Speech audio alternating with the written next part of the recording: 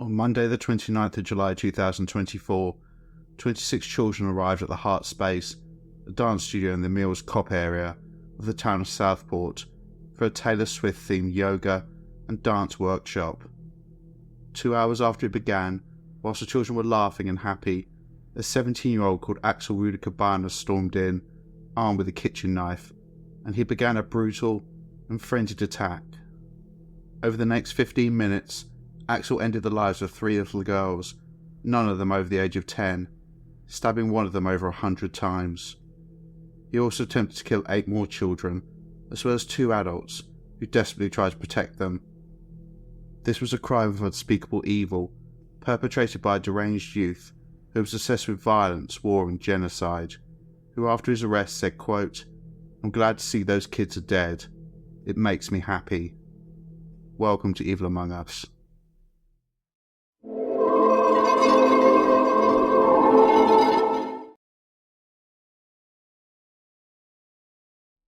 Axel Rudakubana was born in Cardiff, the capital of Wales, on the 7th of August 2006. His parents are Alphonse and his wife Letitia, and he has an older brother called Dion. Alphonse and Letitia emigrated to the UK in 2002 following the Rwandan genocide. Both of them have been front and centre to the horrors that occurred in the country between April and July 1994. They're both Tutsi, an ethnic group who were systematically exterminated by those who identified as Hutu.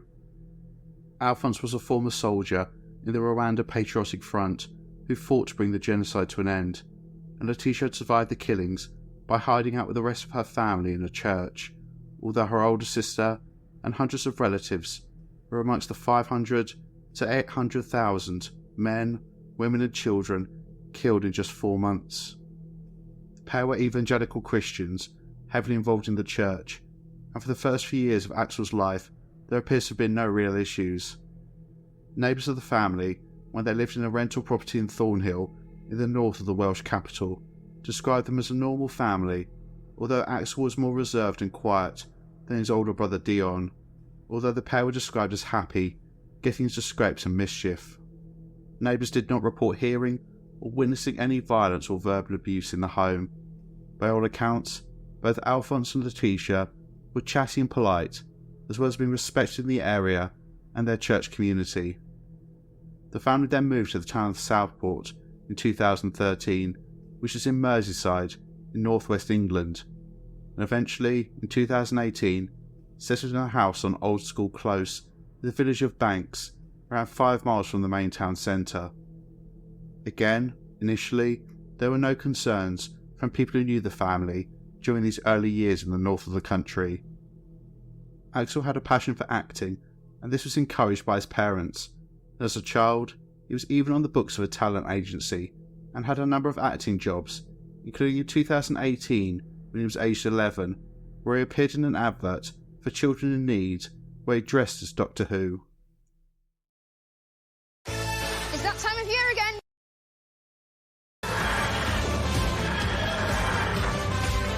You could even dress up as every Doctor Who ever. Do your thing for children in need. There's a terrible irony here. A kid fronting a campaign which is all about raising money to improve children's lives, who would then go on to kill 3 of them just 6 years later. Axel blended into the background at his school, Range High School, in the seaside town of Formby, and during his first 2 years there, so when he was 11 and 12 years old, he was just another pupil. But within weeks of the new school year, in September 2019, a month after Axel had turned 13, everything changed, and he began a rapid descent into darkness and violence, which would eventually lead to him perpetrating one of the most heinous crimes in recent British history.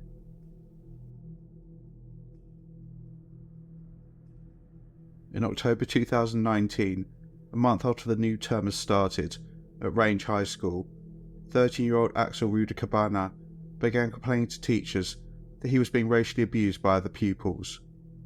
He then began acting up in class, being disruptive, arguing with teachers, and sometimes storming out. This happened so frequently that it became kind of a meme at school, with pupils who were planning on kicking off, saying they were going to do an Axel.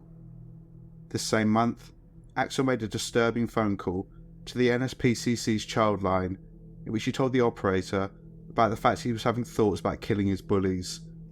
He asked, quote, "What should I do if I want to kill somebody?" whilst also admitting that he'd taken a kitchen knife to school on at least 10 occasions. Within days of this call to Childline, Axel was expelled from Range High School. It seems this was due to information he disclosed, but also escalating concerns about his behaviour and risks to other pupils and staff. After this, Axel never returned to mainstream school. He bounced between pupil referral units, and his obsession with violence increased, whilst his own behaviour deteriorated. In December 2019, whilst at a pupil referral unit in Ormskirk, Lancashire, Axel was asked why he'd taken a knife into his former school, and he responded, quote, "To use it." In an IT class during the same month, a teacher at the unit noticed Axel searching for stories and graphic images about US school shootings, and he also made comments venerating the perpetrators of these massacres. This led to the first referral to Prevent, who are specialist officers within each police force who attempt to stop people from becoming terrorists or supporting terrorism. The strategy primarily revolves around tackling the ideology which usually underpins terrorists and their acts. However, when officers interviewed Axel, they concluded there was nothing that could be done. The reason for this was because it was found that Axel Rudakubana did not have a specific ideology. He had no specific religious beliefs. He didn't consider himself a soldier of God. He didn't want to destroy the infidels. He appeared to be a teenager who had a worrying fascination with violence and death, but he apparently fell outside of their sphere of expertise. As if to highlight how dangerous he was becoming, just before children broke up from school in December 2019, Axel travelled to his old school, Range High School, armed with a hockey stick, and he also had a knife in his backpack. Axel forced his way in and began attacking pupils, breaking the wrist of one of them. It's believed he was specifically going after children he felt had wronged him. The attack only ended when he was restrained by staff. The police were called, and they arrested Axel, and he was charged with assault and carrying a bladed article. He pleaded guilty in court, meaning that at the age of 13, he now had a criminal record. He was referred to the youth offending team, where he completed a programme about knife crime. However, this had absolutely no effect on Axel. He was openly showing fellow pupils at the referral unit videos he was watching online, and these were real-life videos of people being tortured and murdered horrifically, including being beheaded. He was also obsessed with the Rwandan genocide, getting a particular thrill from talking about stories of men, women and children being hacked to death with machetes. The country entering lockdown in March 2020 exacerbated Axel Rudakubana's descent into darkness. He spent almost every second of his day in front of the computer, watching videos depicting the most graphic violence, as well as reading about school shootings, terrorist organisations and dictators. He was also obsessively collecting images of ethnic violence in Somalia and Rwanda. This continued throughout 2020. In February 2021, Axel was again interviewed by Prevent police officers due to posts he put online heaping praise on the regime of Colonel Gaddafi. For the second time, he was deemed not to be at risk of committing terrorist acts or supporting terrorism, and his case was closed. Just 2 months later, in April 2021, a teacher raised concerns after spotting Axel reading about the 2017 London Bridge terrorist attack. Prevent became involved for a third time, but Axel was assessed, and they decided nothing could be done. Axel was also referred by Lancashire Police to the local Child Safeguarding Board, which looks to coordinate local agencies to safeguard and promote a child's welfare. This led to Axel being engaged with mental health services and also undertaking various assessments, which determined that he had autistic spectrum disorder. However, this is the only time I'll mention this. This condition had nothing to do with the crimes that he went to commit, and the judge in the case drew that same conclusion. It was around this same time, in early to mid 2021, that Axel downloaded a PDF document called Military Studies in the Jihad Against Tyrants, the Al-Qaeda Training Manual. In this document was information about how to make poisons, but also instructions about how to efficiently kill people with knives by stabbing them in the face and neck, something that Axel would put into practice just a few years later. Towards the end of the year, Axel's behaviour in the home was becoming worse, more violent and unpredictable. The police were called out on 2 separate occasions in November 2021 because Axel was out of control. On one occasion, he apparently kicked his father and damaged his car. The police would be called a further 2 times over the next 12 months. On each occasion, Alphonse and Letitia begged for advice about how to get their son's behaviour under control. By the end of 2021, Axel Rudakubana was already an unpredictable and dangerous youth. At the age of just 15 years old, he was obsessed with violence and death, was clearly having persistent homicidal fantasies, and was reading material online about how best to end someone's life. No one could apparently see the danger Axel posed, and moving into 2022, he started collecting the tools which meant he could commit murder on a mass scale.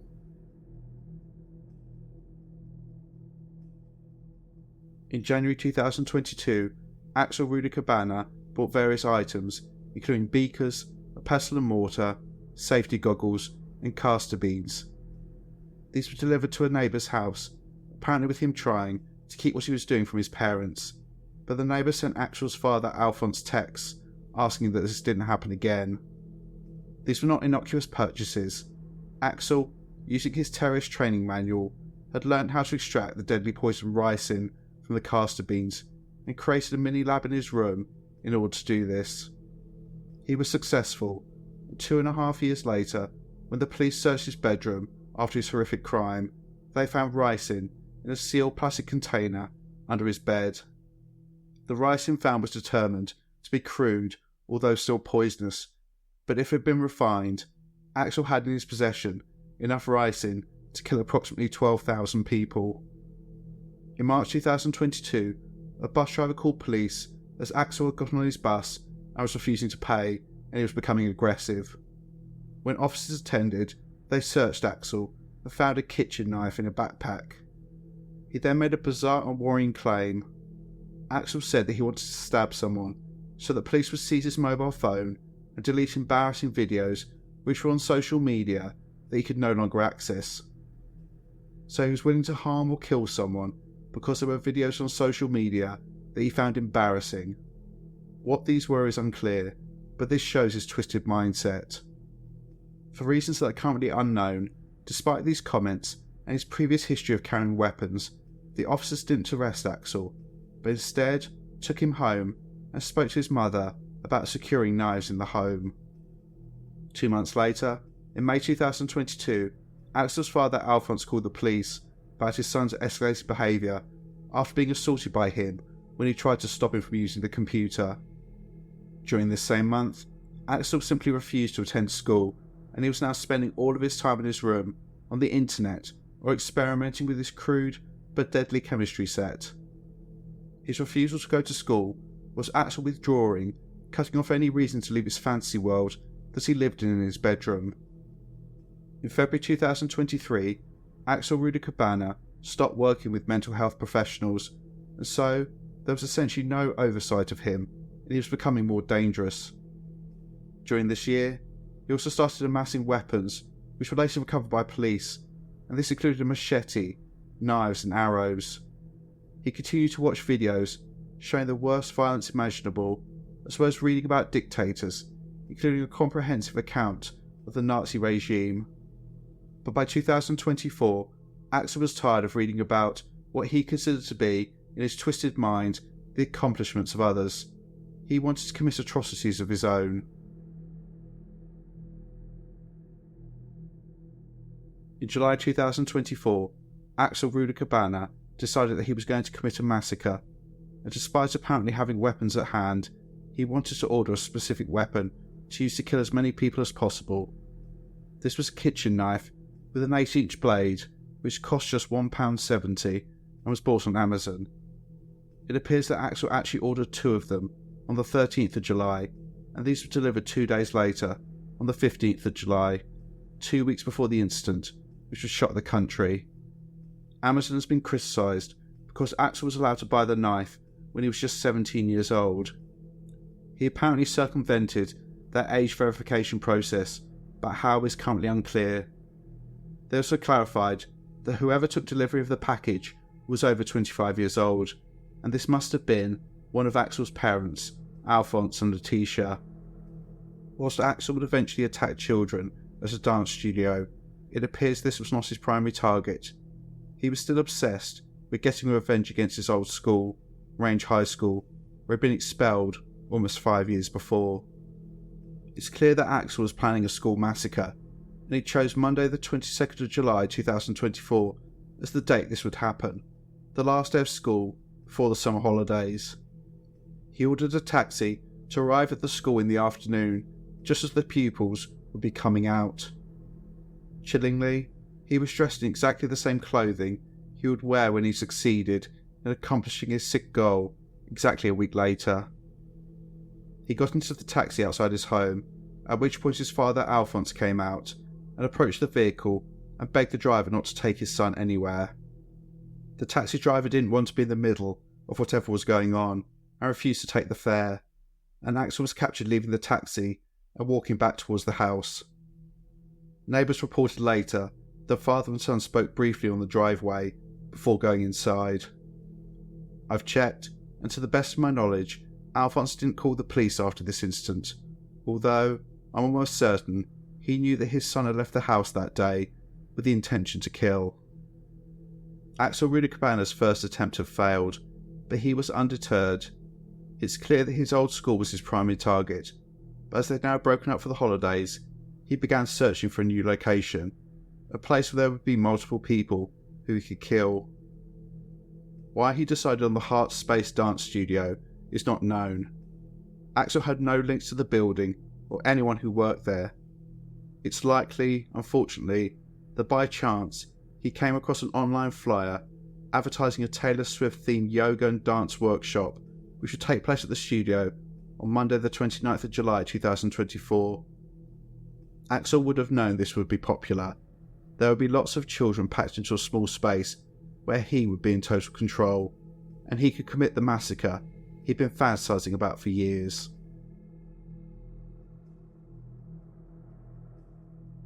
Many of you watching know about this attack, but most of you, I imagine, don't know all the details, and they're horrific. So this section comes with a warning, as I'm going to go into detail about the murder and attempted murder of children, so please click off now if you need to. So at around 9:30 AM on Monday the 29th of July 2024, children were being dropped off by their parents at the Hart Space, a dance studio on Hart Street in the Meols Cop area of Southport. 26 children, all girls, aged between 6 and 13 years old, excitedly attended for a summer holiday treat, a Taylor Swift-themed yoga and dance workshop. This was meant to be a day of fun, where they could dance and sing to their favourite Taylor Swift songs and make friendship bracelets. This activity had been organised and was run by Leanne Lucas, a yoga teacher who had advertised the event, and it was very popular, selling out in a matter of days. Little did she know that the flyer that had been posted online had been seen by a monster who was planning to kill everyone who attended. Helping Leanne was a qualified dance teacher called Heidi. Both women loved children, and as will be shown, tried to protect them.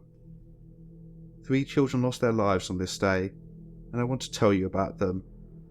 The first was 9-year-old Alice da Silva Aguirre, aged 9. She was the daughter of Sergio and Alexandra.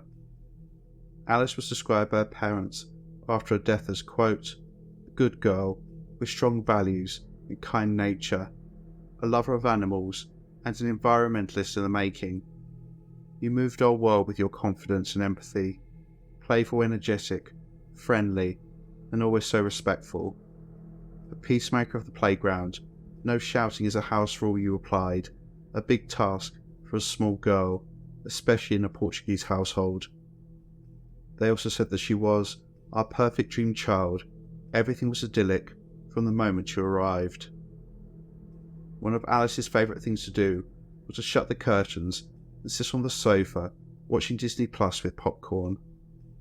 She also loved to dance and was an ardent Swiftie, and she was bouncing off the walls with excitement, waiting for the day of the event. Here's a short video of Alice. To be like, hey guys, today it's me. I got my makeup on to test my teacher. Look at this. Bum-buddy-do. And now guys, but thank you for watching all my videos. Get this started. And no one knows, but look at my eyeshadows. Bye guys, see you later, bye. The last photo taken of Alice shows her beaming, waiting to get into the dance studio, where a few hours later, she would be murdered. The second child who lost their life was 6-year-old B.B. King, the daughter of Ben and Lauren King. They described their daughter as a, quote, sweet, kind, and spirited girl who was full of joy, light, and love. She loved the colour pink, dancing, but most of all, she loved her sister Jeannie, who was 3 years older than her. The pair had both got tickets for the dance workshop and went hand in hand into the building before running up the stairs in excitement to the dance studio on the first floor for a day of fun and laughter. Lastly, there was 7-year-old Elsie Stankham. Her parents Jenny and David Stankham described their daughter as, quote, a little girl who loved a big party and had the ability to light up any room that she entered. They continued, Elsie spent every day just simply enjoying life with determination, persistence, love and kindness. Elsie was an amazing little girl. She was truly unforgettable. She was again another unapologetic Swiftie, and her favourite song was Love Story, which she would happily sing at the top of her lungs, and which tragically would be played at her funeral. Elsie loved dancing and was also a cheerleader and part of the Vortex cheer squad. She too was full of excitement to play with her friends, sing, dance and make crafts, but her life would be cruelly taken away from her. 8 other children were seriously injured during this attack, and due to their names being withheld for legal reasons, we don't know anything about them. However, if there was information, I'd be telling you about every single one of them, because it's important to humanise all of the victims in this case, and I'll try to do so by giving each one of them a name to reinforce that these were innocent, defenceless little girls who were targeted by an absolute monster, a fucking coward. At 10 AM the workshop started, and it's around the same time Axel Rudakubana was at his home in Old School Close in the nearby village of Banks, preparing himself for the attack.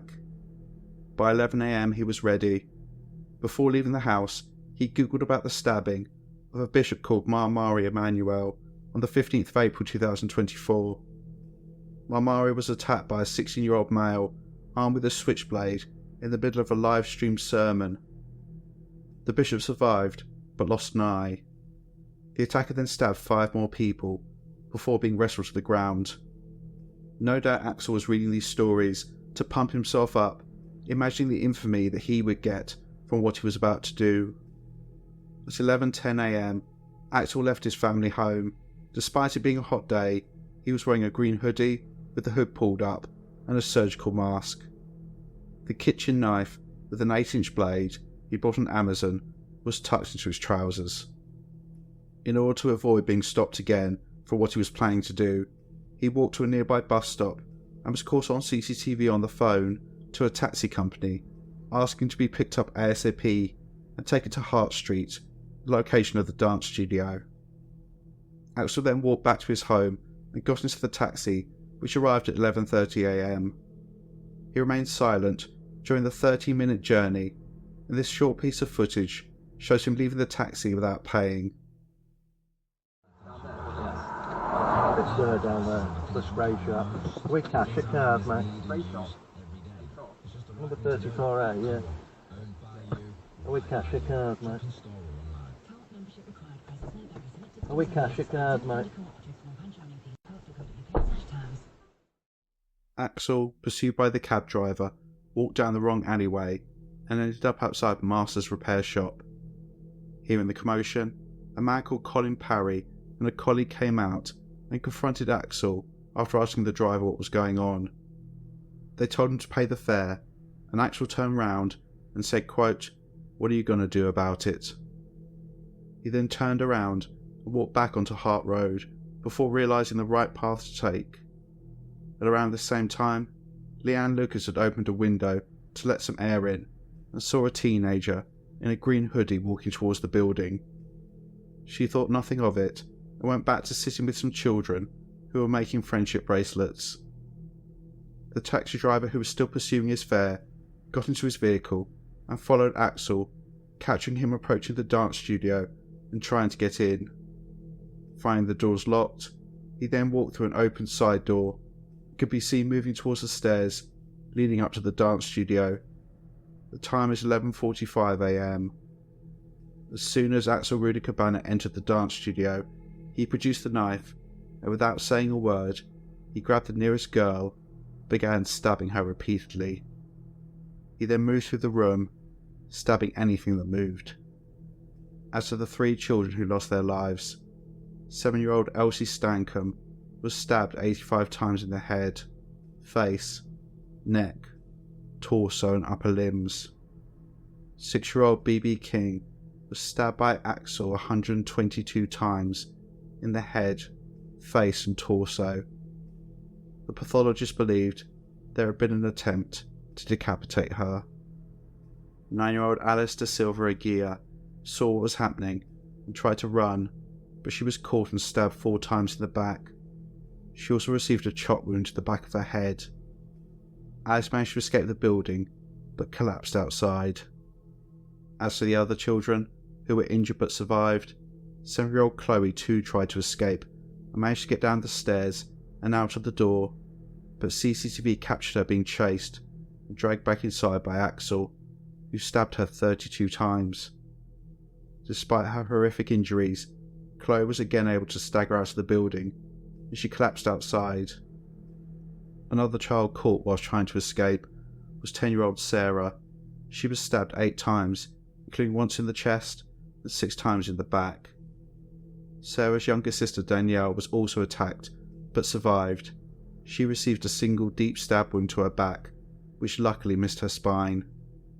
9-year-old Laura was stabbed 3 times in the back, and this was done with such force that it caused fractures to her ribs, her spine, and her shoulder blade. 8-year-old Alison was also stabbed in the back as she ran for her life, and she was found to have 4 deep stab wounds, which had thankfully missed her vital organs. 10-year-old Abby had 2 deep stab wounds to her back and almost died. It was only the removal of her spleen and a blood transfusion which eventually saved her life. Another child who hovered between life and death was 13-year-old Susan. She was stabbed twice, once in the right shoulder and once in the back, with the wounds being delivered with such force that they penetrated to the front of her body and caused massive blood loss. Her life was only saved by the doctors and nurses at the hospital. Lastly, 7-year-old Emily was stabbed in the arm and received a laceration to her chin as she ran past the madman who was slaughtering her friends.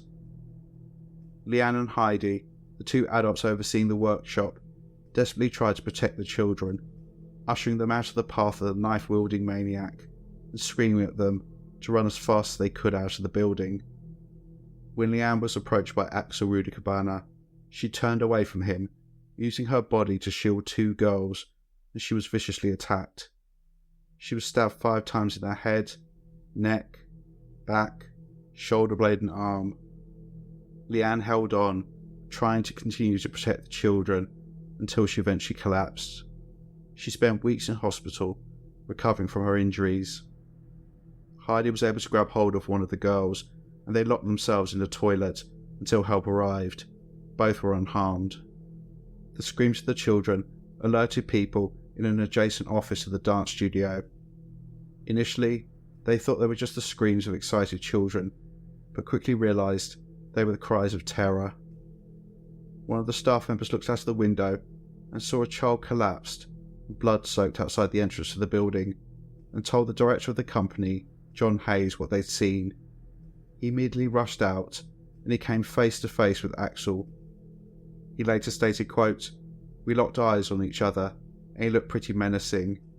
I remember lashing out at this guy. I grabbed his arm holding the knife. We weren't at close quarters. I was trying to keep away from this knife.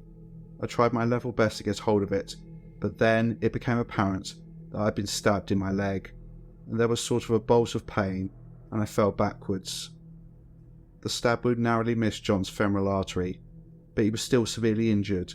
It was only the quick thinking of one of his colleagues who helped stem the bleeding which saved his life. I want to play the account of an eyewitness, a man called Joel Verite, a truly brave individual, who along with his colleague, Martin Tygen, came across a scene of absolute horror and tried their best to help.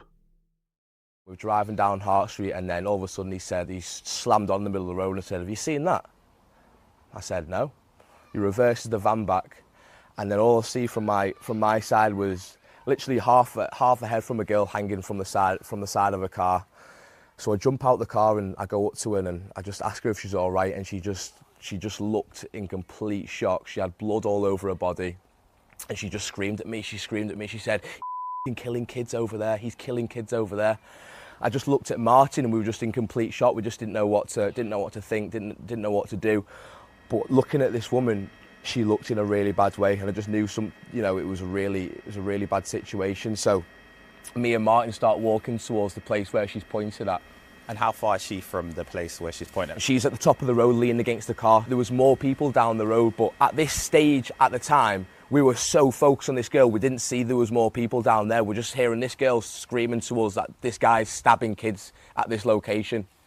So we start running towards this place where she's pointed, and she gets up. It's like she used all of her energy to point to us where this was happening, and then she completely collapses onto the floor, in which case we go up to make sure she's all right. She was also on the phone to the police at the same time, which is when I've took the phone off her and I'm on the phone to the police. Martin's making sure she's all right. I start running towards this direction, which is obviously where this is happening, where these kids are in the dance studio. And I'm running, I get to the car park, and as I'm running towards the door, there's a car which is a woman's in the car, and she's beeping her horn and she's screaming for me to come over. So I run straight over to the car, and it's just a middle-aged woman, and she's got, I presume, one of her child in the passenger seat, and then in the back there's like 4 or 5 more kids, all in the back, covered in blood. It was like a scene of what you'd see on like a disaster film, honestly. And she just looked at me, the woman, and she said, "Honestly, love, I just want to make sure these kids are safe. I'm just going to park on the road. Please, can you get this girl out?" So I open, you got the driver's side. On the driver's side, behind the driver's seat, I open the door, and honestly, like, there's this girl, which will probably stay with me for the rest of my life, and she was completely out of it. I can't explain to you how horrific it is what I saw, but in the moment, I didn't even know what to do. I didn't know what to think. I just wanted to get her out of the car and try and get her to safety. So I've just got this girl out of the car, and I've ran towards the road, and I've just been, because we're there at the start, you see, so there's only a few members of the public, and the main thing in that specific moment was like, there's still more, like, this is actually happening, and there's people inside there, because that's where they've come from. So I just initially wanted to get her out of the car and try and get her to safety, like, but I didn't know where was safe, if that makes sense. So I take her to the road, and I'm shouting and I'm screaming for help. Someone rings the ambulance. Everyone was trying to do the best. No one expected that would happen, but in the moment, all you want is just like a professional to be there to like kind of know what to do. So I go to the front, I take her out of the car park, I run to the front, I'm shouting all this, then we put her down, me and Martin put her down. Then Martin stays with this girl then. Okay, and there's more people which are coming at this stage. There's more people coming to help. Everyone's gathering around, everyone's doing what they can do. And then I run back in. I run back into the car park, and I basically run towards the door which is the entrance and the exit out to the dance studio.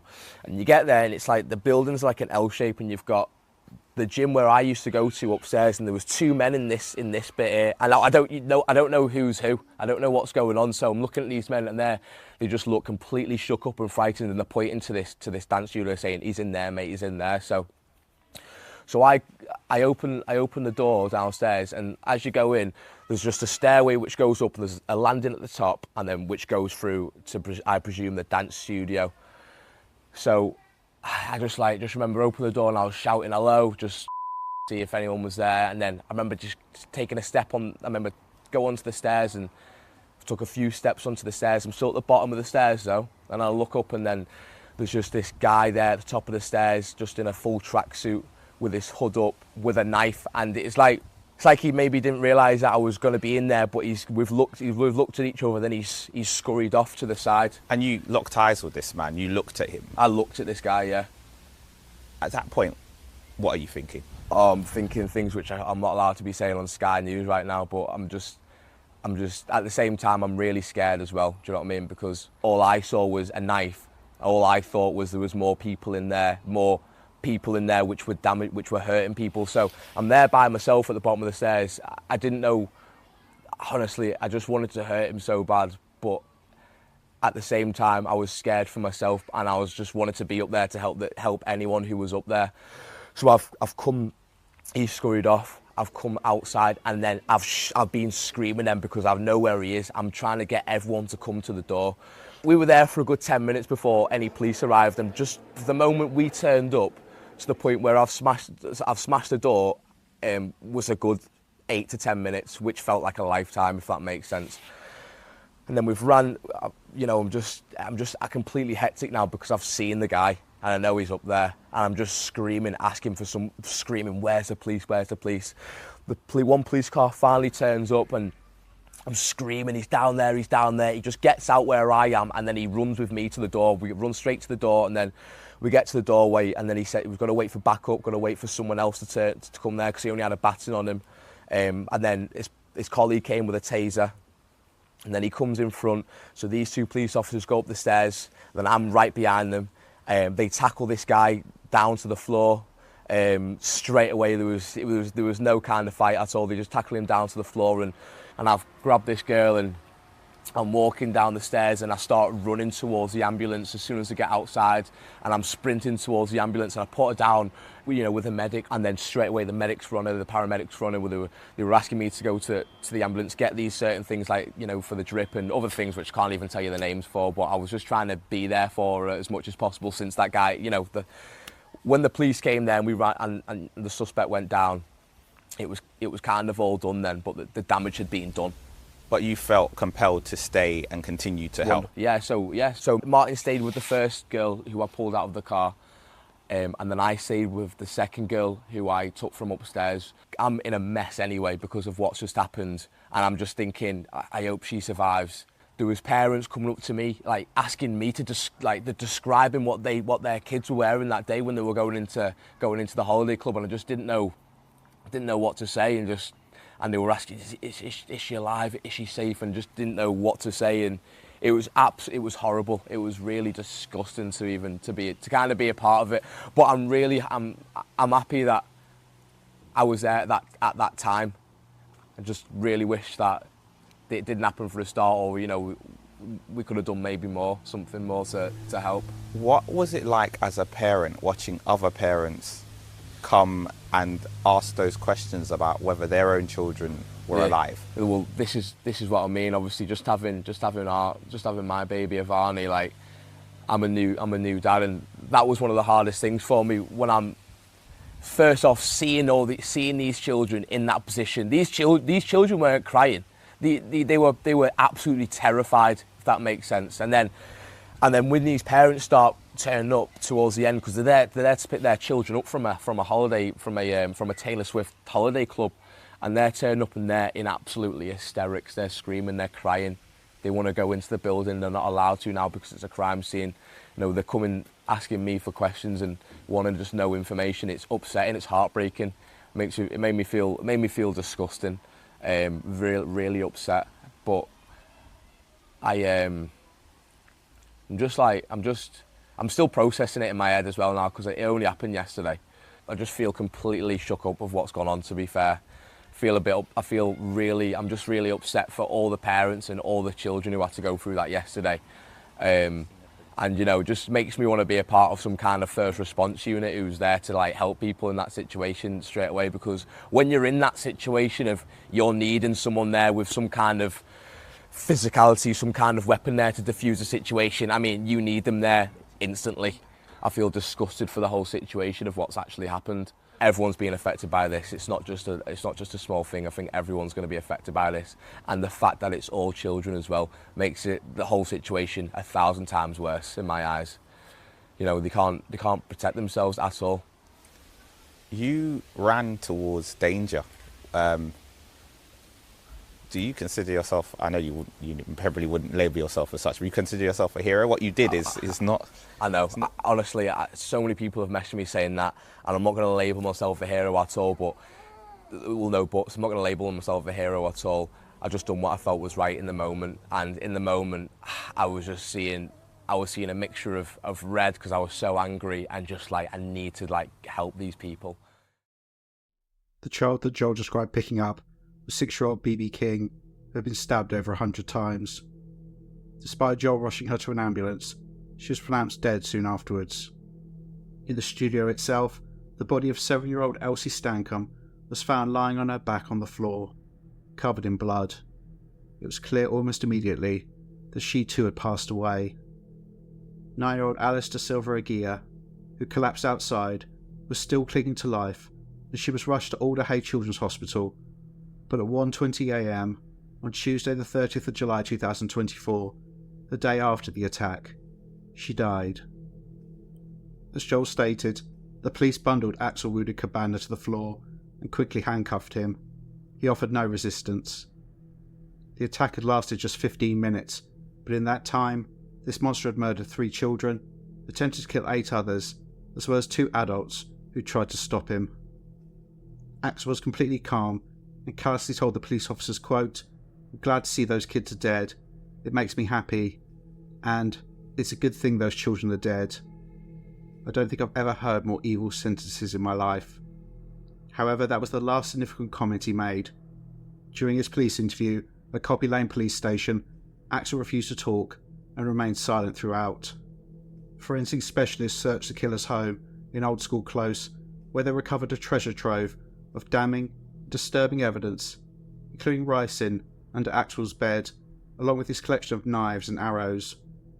On his electronic devices, officers found evidence of the obsessive viewing of violent material online, and that at least one terrorist training manual had been downloaded. On Wednesday the 31st of July 2024, 17-year-old Axel Rudakubana was charged with 3 counts of murder, 10 of attempted murder, and 1 of possession of a knife in a public place. He appeared in court the next day and was remanded to H&P Belmarsh in London, the most high security prison in the country.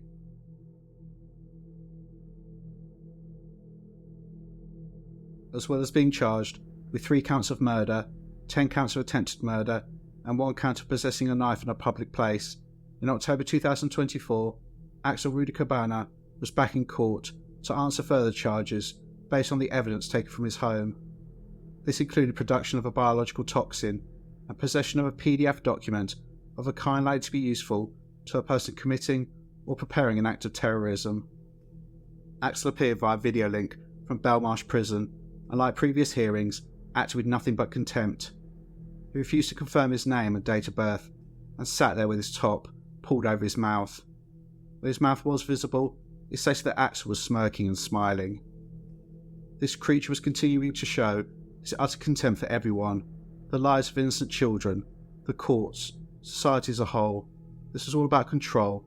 Despite the fact that he was completely fucked, he needed to live out his delusions of power. A provisional trial date was set for early 2025, anticipating that Axel would drag this whole thing out for as long as possible. But to everyone's surprise, on Monday the 20th of January 2025, at a hearing at Liverpool Crown Court, he pleaded guilty to all charges. He was then back in the court 3 days later, on the 23rd of January, before Mr. Justice Goose for sentencing. The court was packed, with the parents of murdered and injured children there to see justice being done. but Axel was determined to cause as much disruption as possible. Twice during proceedings, he began shouting in the court, claiming he was ill. On the first occasion, he was taken out of the court, but then brought back to the dock, and he began shouting again, saying, quote, "I feel pain. It's not my fault. I need to see a paramedic. Stop ignoring me. Don't continue. Don't continue. Don't continue." The second outburst led to Axel being removed from the dock and held in the cells underneath the court for the rest of the hearing. It was clear that he would continue to cause chaos, which should do nothing but distress the victims' families. This meant that Judge Goose delivered his sentencing remarks to an empty dock. These remarks were recorded, and I'll leave a link to that below. However, it should be noted that Justice Goose said, quote, "I am satisfied that for some time he had planned to kill as many people as he could. As the prosecution have called it, a mass killing. He bought the knife he wanted to use, which had a particularly sharp point. He had read information on how to stab people with greatest effect to kill them. He saw the publicity for a children's party in Southport at the Hart Space dance studio and decided to kill as many as you could. I'm also satisfied that if he hadn't decided that way of killing, in time he was likely to use the ricin he produced." He then sentenced him for the killing of 3 innocent children and the attempted murder of 10 other people, including 8 children. 18-year-old Axel Rudakubana was sentenced to life imprisonment with a minimum tariff of 52 years. The judge made it clear that he was unable to pass a whole life order because he was prohibited from doing so, as Axel was 17 years old at the time of this atrocity. But he was imposing a sentence so long that Axel would, at the very least, spend almost all of his life in prison. He'll be eligible to apply for parole when he is 70, but Justice Goose said, quote, "I consider at this time that it is likely that he will never be released and that he will be in custody for all of his life." Axel Rudakubana is a smug, self-entitled and pathetic piece of shit who wanted to gain infamy, making himself feel like the big man by murdering innocent children. He should have been executed as far as I'm concerned, but has been allowed to continue living when he robbed others of that opportunity. However, on a positive note, he's now in a system where, as a child killer, he's at the very bottom of the pecking order, and no doubt has a target on his back and a bounty on his head. There have been some reports that he's already been attacked in prison, but these have been confirmed as false.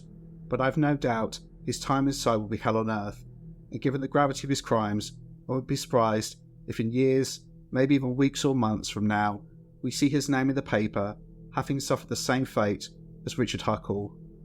In my opinion, this is exactly what this piece of shit deserves.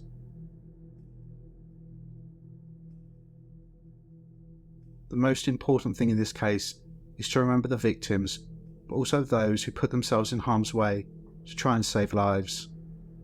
We must remember 9-year-old Alice da Silva Aguirre, daughter of Sergio and Alexandra, the little girl who was happy sitting on the sofa, eating popcorn, and watching her favourite shows on TV. We also remember 6-year-old BB King, the daughter of Ben and Lauren, who was full of joy, light and love. We also keep her sister Jeannie in our thoughts, who survived the tragedy but now has to come to terms with the death of her best friend and the horrors she saw that day. We also remember 7-year-old Elsie Stankham, a little girl whose infectious smile could light up a room, whose cheerleading group Vortex Cheer formed an honour guard as her coffin topped with a blue cuddly toy was carried into the church, down a pink carpet and through a balloon arch with bubbles in the air. Hundreds of people lined the streets to say goodbye to each child, heartbroken in their grief that 3 little angels went out for a day of fun and laughter and never returned home. May they all rest in eternal peace. Whilst they haven't been named, we need to remember and pray for the 8 children who were wounded but survived. I hope with all my heart they are given all the support they need to come to terms with their physical injuries, but also their psychological scars. They saw things that day that will likely haunt them for the rest of their lives. The inhuman actions of Axel Rudakubana are countered by the bravery of men and women who try to protect innocent children from being slaughtered and who tried to save lives in the aftermath. putting their own welfare last in order to help the innocent. This includes Leanne and Heidi, the two women running the workshop, the former of which almost lost her life whilst trying to protect the children. There's also John, who tried to disarm the knifeman, as well as Martin and Joel, two ordinary men who ran towards danger with no consideration for their own safety, to try and see if they could save even a single life. Again, I hope that they're given support, both physically and mentally. They all deserve our respect. Let us make sure that we never forget any of these men, women and children whose lives ended or were forever changed by the events of that terrible day.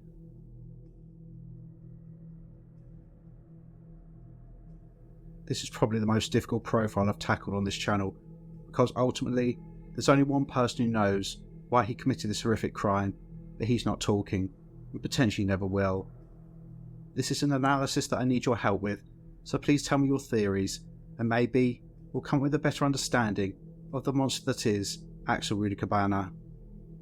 With regards to what the detectives determined, they drew a blank. All that they decided was that it was not a terrorist act, which outwardly, given what was found in Axel's room and his computer, seems really strange, but I understand why they reached this conclusion.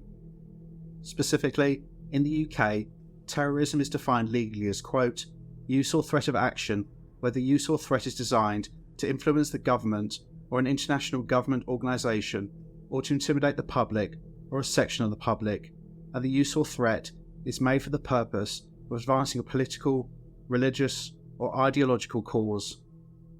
Despite the fact that Axel's parents were evangelical Christians, as I said earlier in the video, he specifically didn't appear to have any particularly strong religious faith, and there was no obvious ideology. He didn't publish a manifesto, and when he was killing innocent children, he didn't shout any phrases which were a common feature of terrorists while they're committing their atrocities. Instead, I don't believe that Axel was intending to send any particular message. His actions were fueled by his own hate, his own grievances. I've read a few articles which reached the same conclusion that I did. Something happened to Axel when he was around 12 or 13 years old. Before this point, he was just another pupil, but in October 2019, there was a total change in his demeanour. He was rude, obnoxious, and aggressive.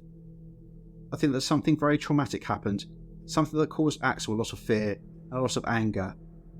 This may have been linked to children who were bullying him in school, and he began acting up, including bringing knives onto the premises, which I think initially was him thinking this would protect him, but he was clearly having thoughts about getting his own back, physically harming his tormentors.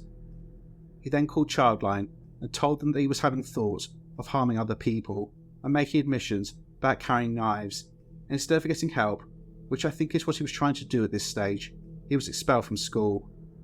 At this point, I think Axel felt aggrieved. He was the one who believed that he was being persecuted. He was the one who would ask for help, and this was the result. His bullies stayed at the school, and he was shipped to a pupil referral unit. His anger and homicidal thoughts no doubt intensified, and he would not forget his treatment at Range High School, and he would fixate on this for years, planning his revenge. I think Axel felt utterly powerless and turned to the internet as a means of escapism and to fuel his fancies of revenge. I don't believe it's coincidental that he was, soon after his expulsion, reading articles about school shooters. He no doubt identified with the perpetrators, people who had, in his mind, also been victimised and had taken their revenge. He also became fixated with people like Hitler and the horrors they imposed on their own people and the world, but he didn't see atrocities, he saw power, and in his mind, the only way to get this was through violence. Axel was unwilling or unable to get past his anger, and it consumed him. He was soon disconnected from reality. He was a dangerous child with no stake in the world. He broke into his old school and attacked a pupil, and I imagine this made him feel powerful, in control, seeing the fear in people's eyes, seeing people cower away from him. He likely enjoyed this sensation. As time went on, his fantasies about perpetrating acts of mass murder would have become more frequent and more vivid. He downloaded a terrorist training manual, not because he had any interest in their ideology, but because it taught him how to kill as many people as possible, as efficiently as possible. but eventually he got bored of reading about other people's accomplishments. He wanted to act on his own homicidal urges. He wanted revenge against the world that had mistreated him. He wanted to be like his favourite dictators, like school shooters. He wanted the ultimate power over other people, deciding whether they lived or died. Part of the reason why I think this case is so confusing is because people question why Axel Rudakubana attacked the dance studio, but I think this was never actually his intended target. I'm confident that he was planning a massacre at his old school.